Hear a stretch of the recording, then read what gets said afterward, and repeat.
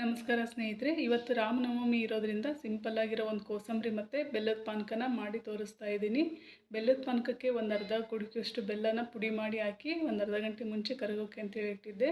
ಇದಕ್ಕೆ ಸ್ವಲ್ಪ ನೀರನ್ನು ಸೇರಿಸ್ಕೊತೀನಿ ಸ್ವೀಟಿಗೆ ನೋಡಿಕೊಂಡು. ಆಮೇಲೆ ನಿಂಬೆಹಣ್ಣನ್ನು ಕೂಡ ರುಚಿಗೆ ಎಷ್ಟು ಬೇಕೋ ನೋಡಿ ಹುಳಿನ ಅಷ್ಟು ನಿಂಬೆಹಣ್ಣನ್ನು ಸೇರಿಸ್ಕೊಂಡಿದ್ದೀನಿ. ಈ ಕಡೆ ಕೋಸಂಬರಿ ಒಗ್ಗರಣೆಗೆ ಒಂದು ಚಮಚದಷ್ಟು ಎಣ್ಣೆ ಹಾಕಿ ಅದಕ್ಕಾದಮೇಲೆ ಸ್ವಲ್ಪ ಸಾಸಿವೆ ಮತ್ತು ಸಣ್ಣದಾಗಿ ಹೆಚ್ಚಿರುವಂಥ ಹಸಿಮೆಣ್ಸಿನ್ಕಾಯಿ, ಕರಿಬೇವು ಮತ್ತು ಒಂದು ಅರ್ಧ ಒಣಮೆಣ್ಸಿನ್ಕಾಯಿನ ಒಗ್ಗರಣೆಗೆ ಹಾಕ್ಕೊಂಡಿದ್ದೀನಿ. ಇದು ತಣ್ಣಗಾಗಕ್ಕೆ ಬಿಡ್ತೀನಿ. ಇಲ್ಲಿ ಒಂದು ಬಟ್ಲಷ್ಟು ಸೌತೆಕಾಯಿನ ಸಣ್ಣದಾಗಿ ಹೆಚ್ಚಿರೋದನ್ನು ತೊಗೊಂಡಿದ್ದೀನಿ. ಮತ್ತು ಒಂದು ಅರ್ಧ ಬಟ್ಲಷ್ಟು ಹೆಸ್ರುಬೇಳೆನ 1 ಗಂಟೆ ಮುಂಚೆ ನೆನೆಸಿದ್ದೆ, ಅದನ್ನು ಕೂಡ ಸೇರಿಸ್ಕೊತೀನಿ. ಆಮೇಲೆ ಕೊತ್ತಂಬರಿ ಸೊಪ್ಪನ್ನು ಕೂಡ ಸಣ್ಣದಾಗಿ ಹೆಚ್ಚಿ ಹಾಕಿದ್ದೀನಿ. ರುಚಿಗೆ ತಕ್ಕಷ್ಟು ಉಪ್ಪು, ಇಷ್ಟನ್ನು ನೀಟಾಗಿ ಮಿಕ್ಸ್ ಮಾಡ್ಕೊತಾ ಇದ್ದೀನಿ. ಬೇಕಿದ್ದರೆ ನೀವು ಹಸಿ ಕೊಬ್ಬರಿನ ಕೂಡ ತುರಿದು ಹಾಕ್ಕೋಬೋದು. ಮೊದಲೇ ಮಾಡಿರೋಂಥ ಒಗ್ಗರಣೆನ ಈಗ ಕೋಸಂಬರಿಗೆ ಸೇರಿಸ್ತಾ ಇದ್ದೀನಿ. ಇಷ್ಟನ್ನು ನೀಟಾಗಿ ಮಿಕ್ಸ್ ಮಾಡ್ಕೊಂಬಿಡ್ತೀನಿ.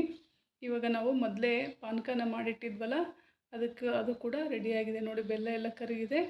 ಈಗ ಎರಡನ್ನೂ ಸರ್ವ್ ಮಾಡ್ಕೊಂಬಿಡ್ತೀನಿ. ನೋಡಿ ಎಷ್ಟು ಚೆನ್ನಾಗಾಗಿದೆ ಕೋಸಂಬರಿ. ಪಾನಕಕ್ಕೆ ಏಲಕ್ಕಿ ಪುಡಿ ಹಾಕಿರಲಿಲ್ಲ, ಇವಾಗ ಏಲಕ್ಕಿ ಪುಡಿ ಕೂಡ ಹಾಗೆ ಹಾಕ್ತಾಯಿದ್ದೀನಿ ನೋಡಿ. ನೀವು ಮನೇಲಿ ಈ ಸಿಂಪಲ್ಲಾಗಿರೋ ಕೋಸಂಬರಿ ಪಾನಕ ಮಾಡಿ ಟೇಸ್ಟ್ ಹೇಗಿತ್ತು ಅಂತಂದೇಳಿ ಕಮೆಂಟ್ ಮಾಡಿ ತಿಳಿಸಿ. ಥ್ಯಾಂಕ್ ಯು ಸ್ನೇಹಿತರೆ.